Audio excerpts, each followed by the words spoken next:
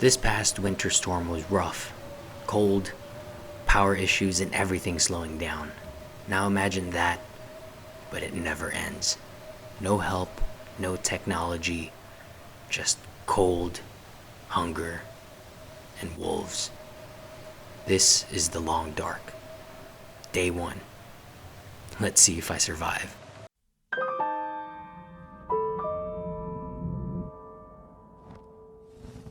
Alright guys, so I figured we can make a little pivot here with our usual content. I wanted to get back into the long dark. For those of you unfamiliar, this is a sandbox survival post-apocalyptic game where you're dropped off in the frozen tundra of unknown land, and you're just supposed to survive. You're supposed to use your resources and use your surroundings to survive this frozen wasteland. We see a deer there, so first thing that we notice here, I'm kind of orienting myself in the top 3 things that you immediately notice: the location, where you are. Guys, there's no map. You're supposed to build your own map as you go. There's some power lines over there, so we know when there's power lines, there's usually a trail, and then comes structure. But 3 things you orient yourself. First thing is going to be your location. You are going to orient yourself with the time of day, and then you want to orient yourself with your surroundings, right? And then you also want to, with that surroundings, comes structure, but also temperature. Temperature is a huge thing in the long dark. It is, as you can imagine, one of the most important and critical aspects of this game.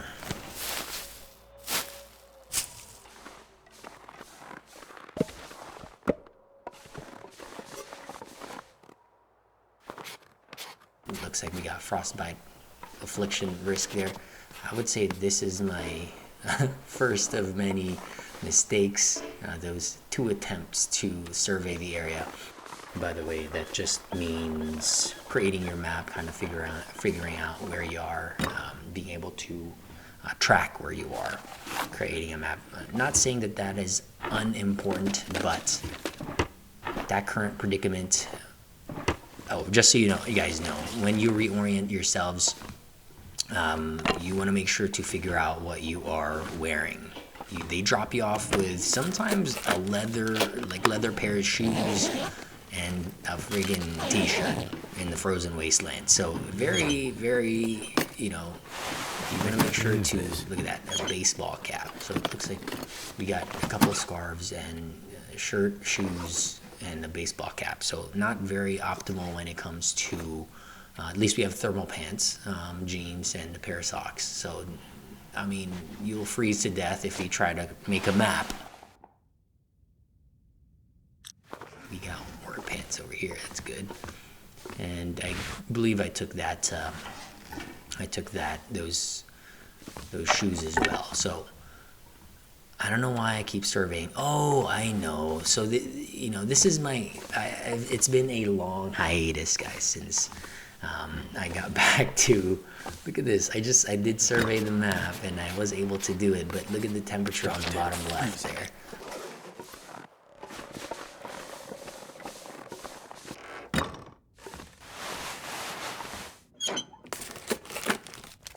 Could end up being useful. I am essentially damaging the character by surveying. And there's our first non-survivor. Excuse me, sir. Yeah, don't survey the area if your status is dire, guys. Also, loot everything. In the beginning, I tend to just absolutely loot everything, leave everything bare, except for well, this is actually on the fence, but those spray paint cans, guys, if you guys know what those are for, other than marking the map and marking areas. Ooh, we got a pry bar. Cool. Other than marking areas and marking the map, what the heck are those for? Leave a comment below. Guys, leave a like, subscribe on here. We'll do more of these contents if these videos. Ooh, thick wool. I'll keep that for a while. Actually, that inner layer there, that's going to stay in the arsenal for a while. So, like I said, loot everything. Very important, especially in the beginning, since you are absolutely just not carrying anything. And almost everything has a use, including these little guys. Those sticks are a lifesaver, guys. Alright, so let's just scavenging here, collecting twigs. For those of you who don't know, unfamiliar with the long dark, sticks are one of the ways that you can create fire, and as you can tell and as you can guess, in this frozen wasteland, fire is life. Okay, you want to be able to create fire to stay warm, obviously, to make food, to boil water, and you know, everything in between. It even sometimes fire can ward off wildlife, which I'm sure we will come upon some very dangerous wildlife. We saw a deer a while ago. I noticed that you can hear birds. Essentially all wildlife here is, well, let's just say that this is a very well thought out game. They really thought about everything. You know, even the birds have some sort of use when it comes to the game here. Oh, if you can notice right up at the top there, there is a shield signal. It looks like a shield from a gust of wind. When you are in different parts of the area, you are unaffected by the wind, which actually helps with your temperature control. And actually, that's what I wanted to do, guys, today. Not only do I want to entertain you guys with a little bit of the long dark video game, I also want to give out some tips and tricks, and see what kind of tips and tricks. I just for reference, in the just for background, I have had this game for some time now. However, it has been a long hiatus.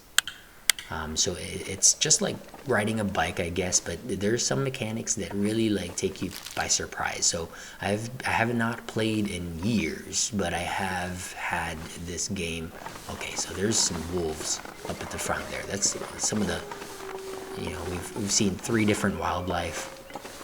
You can hear those birds. We saw a deer a while ago, and then there are these wolves. But as I mentioned, as I skirt this rock wall here, this cliff, it's been a long hiatus, and we're just getting back to it and seeing what kind of gameplay we're doing here. By the way, this is Stalker. This is Stalker difficulty, so it's one of the more difficult difficulties, but also still kind of beginner friendly. I didn't want to jump into Interloper immediately. Just for reference, this is my first ever Stalker run, so I would not be surprised if I honestly, if something in the game mechanics kill the character here. Because I'm not familiar with this. Usually I just play something super easy in Voyager, and or just like chilling. But for entertainment purposes, and I just want a little bit of a challenge.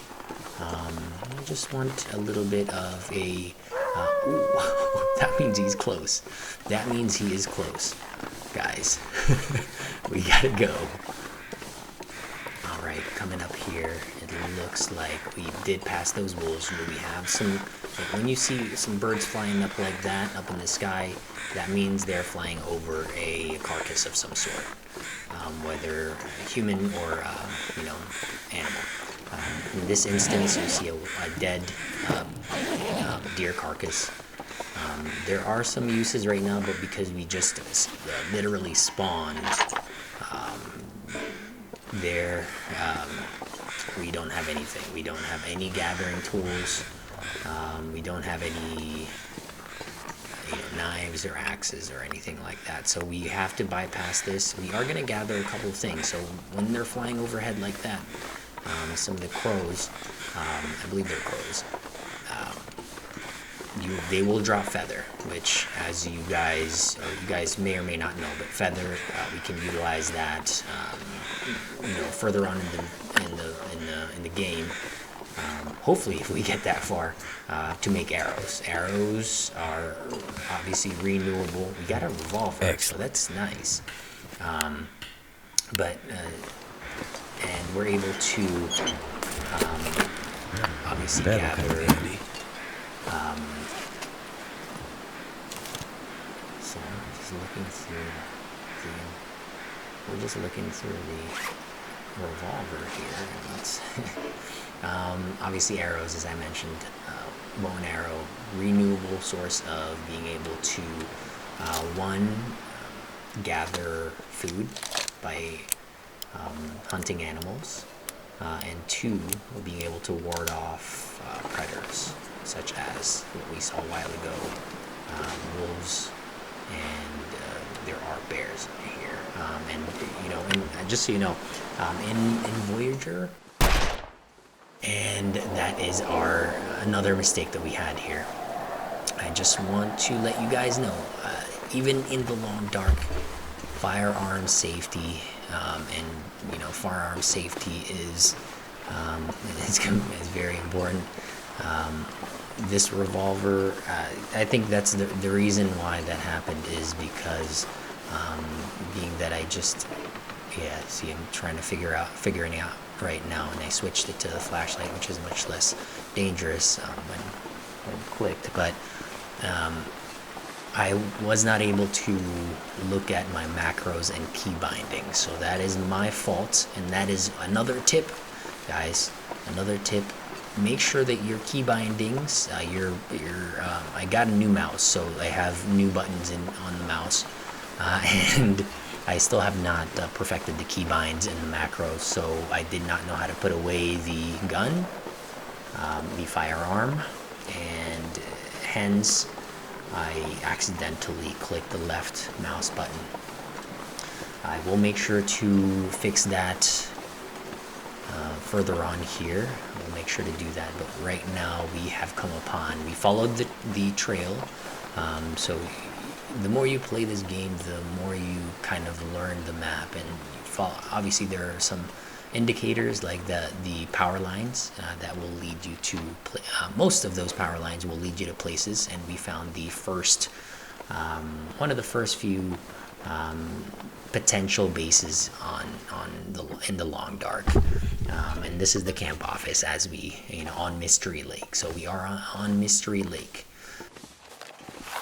and like I said, loot everything is useful. Coming up here, you have recycling cans, yes. Paper, obviously, for fire. You gotta really look in between every nook and cranny. Is that the saying? Every crevice will potentially have a useful resource. Stash. Guys, loot everything in the beginning. You're gonna need almost all of this. And I didn't even see that hook and line initially, because they're really good at hiding that. But you can see we're just looting the camp office, looking under stuff. I wonder who owns and this looking stuff. inside drawers. And as I was mentioning previously, we're used to playing in Voyager difficulty and a cooking pot. A lot of debate between the cooking pot and the recycle can in terms of, oh, by the way, right back there's that, I just overlooked it, but right back there there was the spray can, spray paint, and honestly, like if you guys know what that's for, if there's any other uses other than marking buildings, marking the map, let me know. Let me know down in the comments, and just help me out here because I don't really know what that's all about. Oh, I see a windbreaker and a nice shirt, so we're doing good with scavenging here. And as we can tell, ooh, another bedroll, cool. And recycling can, we're good. We're taking the charcoal, which I still think is, I mean, having it, I guess isn't so bad, but to survey the map right now and your status for your temperature, by the way, from left to right down there, leftmost, I'm gonna read this real quick. By the way, these little notes, I really love how the developers really took the time to leave these little notes with, it really makes the game very personal, and you kind of feel for the people. You kind of feel like, this camp office that you're walking around, people actually walk through them and lived within them, and that there's a person up there, and unfortunate, but it really makes it feel like people were here and you're not just playing a game that is very impersonal. And that's a sign of, that's a great game in my opinion. You know what I mean? Another thing that I'm doing here, and I'm just like skipping around, weight management. If you can tell, right up at the top on my backpack there, you'll see weight. And weight management is a huge, weight is a huge resource here. Carry capacity is a huge resource here in this game, because if you carry too much items and you're not really optimized on your carrying capacity, sometimes it can cause you your health, your life in this game. If you can tell, right in the from bottom left there, there is the temperature far left. That I symbol, that is, here's my first fire. Perfect. That by the way, is your energy. Energy plays a big role in movement speed, carry capacity, whether you can read books, whether you can craft. It's a very, very important resource. Another resource that we're talking about, which is energy. And then there you go. I'm cooking. One of the important things when it comes to fire is being able to make water, and that brings us to our next resource, which is the drop of water on the left there, bottom left, which is our thirst. Very self-explanatory. You gotta make sure to keep that full, or else you start dying because you're very thirsty. You're parched. And then the one after that is it's a picture of a stomach, so obviously it is for food. Okay. And again, weight management. I tend to just like put fire supplies right where I feel like I'm going to kind of bed down for a little bit, and right next to where I'm going to make a fire. Simply because, again, weight management. I have, experience in this game that if I get caught with a full backpack and I find something heavy, I cannot bring it because, oh, by the way, another thing, when it comes to that, using that torch to create a fire, that is, every time that you fail using a match, one match gets used up, and the higher the difficulties in this game, the higher the difficulty, the less amount of resources you do get. And it's very important. Now we're in Stalkers, so matches are still abundant, but when you get up to the higher difficulties like Interloper, and they have a new difficulty, actually. I just saw it. It's called Misery. I can't even imagine, because Interloper is pretty rough, coming from, I'm not a beginner, but I tend to just want to relax and have a chill game in the quiet frozen apocalypse here. And again, I think I'm planning on making a trek across the lake itself by leaving the food out there. By the way, when you leave the food out, it degrades. You see the percentages on there? It degrades much slower. So we are making oh, by the way, I cooked up a coffee right there. And that does help, as you can tell, along with, there's some things here that are very, very, very nice because it does affect multiple statuses. The coffee can affect your thirst, your energy, obviously, as well as your warmth meter. So that's very, very important when it comes to this game. Some items are very crucial and can be very helpful, especially when you make it. Obviously, you can't. If you drink a cold coffee, it won't affect your temperature very well. These cattails are lifesavers. Literally, they're okay. You see this? There is a storm brewing, and we have gotten caught with a storm on our hands here. The torch literally blew out. Okay. But not only that, when the storm hits, visibility is literally just a few feet in front of you. And if you are in the wilderness, you don't know where you're going, man, these storms can kill you. They can last for a long, long time. And as you can tell, you can't light a fire, you can't have a torch, you can't see, and at times there can still be wildlife roaming around. Now, sometimes, wildlife do disappear, but when these storms hit, you want to be able to know which direction, and this is very imperative that, see, look, the fire went out. Luckily, our waters that we were boiling, some of it already boiled, and it's clean for consumption, so it does take quite a bit of energy, but we got to get back in here, because when there's a lot of snow like that and a storm brewing like that, passing the time by reading a book. Guys, when there's a storm like that, not only can it kill your fires, can it kill your torches, it can also drop your temperature very quickly and make your clothing very, very wet and frozen. So those are some of the key effects of not only that, you can also not see where you're going. But as I did there, I literally passed the time. I passed the storm by simply reading a book and researching. And those obviously books, they'll teach you. They'll advance your skills in this game. Different skills, for example, fire making, animal harvesting, cooking. There's also sewing your clothing, fixing your clothes, firearm cleaning, firearm management. And again, we're going to skirt the side of this wall so that we can avoid that wolf.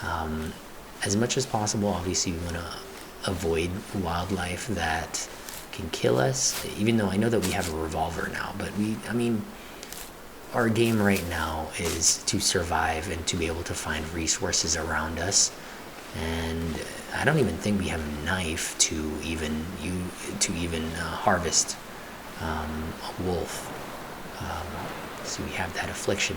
Once it's all the way down, you'll notice it's red all the way down there, and we can get affected by, there's a risk of hypothermia. So it's very, very important that we avoid that. And you can see the heart exclamation, there's an orange exclamation mark on there, and that bar is draining very quickly.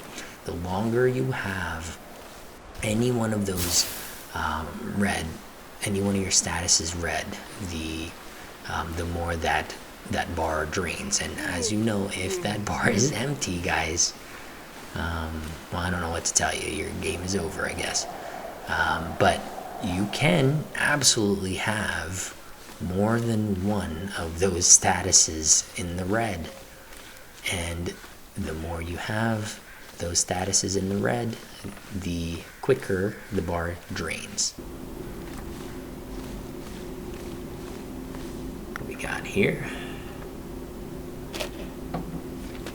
And again, scavenging. Ooh, a nice wool toque. That's gonna help out. Those guys are pretty nice for an early game, so we're gonna be keeping that guy, that hat. Replacing. Well, it's too bad it's worn, but we gotta fix that one.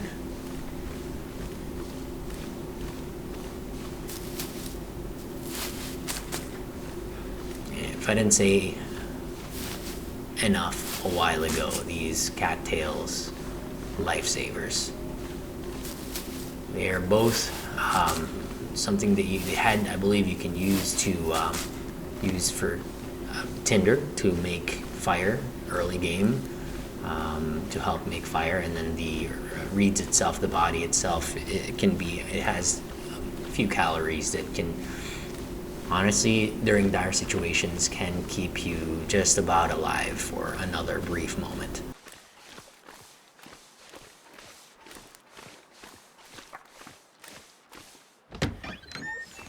Honestly, we got lucky today because usually this, on this lake, usually crawling with wolves. So it's kind of awesome that we can, I remember it to be crawling with wolves. So it's actually pretty awesome that there's not very many that'll bother our scavenging. Yep, replace that driving gloves, of course. Imagine wearing driving gloves in negative degree temperatures. Your fingers would just fall off. Jeez. Usually there's some around here, but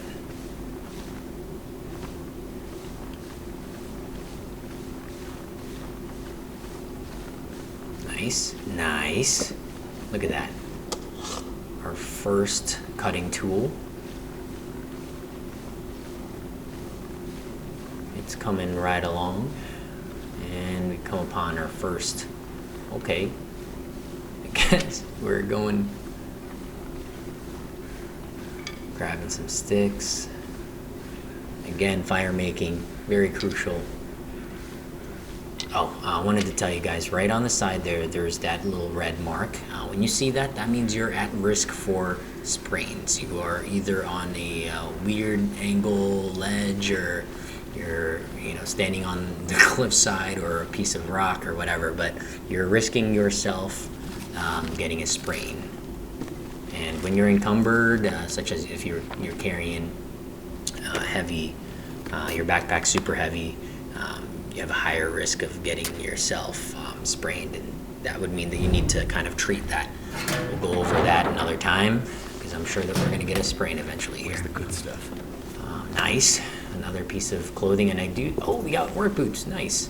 And then I did see that we got some wool gloves there, so that's another upgrade for us. Let me see. We got here again. Every nook and cranny, every crevice. I want to make sure to search all that. Another thing, if you do, during this beginning stage of a long dark, it's kind of easy to just go in the red when it comes to these statuses. But make sure before bedding down for the night to replenish your calories, watch your calories and watch your thirst. Watch your temperature if you're sleeping outside. In the higher difficulties of the long dark, the game will just kill you, no warning, if your bar goes all the way down. No mercy. Anyway, looks like we're closing out the first day. Hope to see you guys tomorrow. Remember, survive at all costs. Have a good one. Peace.